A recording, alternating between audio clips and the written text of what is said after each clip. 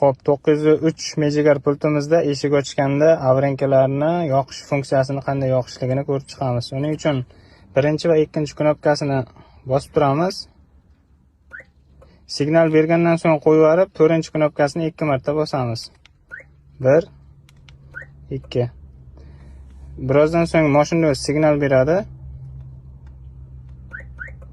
va ikkinchi knopkasini 1 marta bosib qo'yib yuboramiz. Va eshik ochganda avrenka yonish funksiyasi ishga tushadi. Tekshirib ko'ramiz. Bizda eshikni ochganda avrenka yonish funksiyasini yoqishni ko'rib chiqdik. Endi qanday o'chirish kerakligini ko'rib chiqamiz.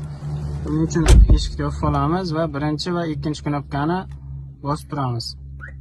Signal bergandan so'ng 4-knopkani 2 marta bosamiz. 1 2. Mashina o'zi 2 marta signal beradi.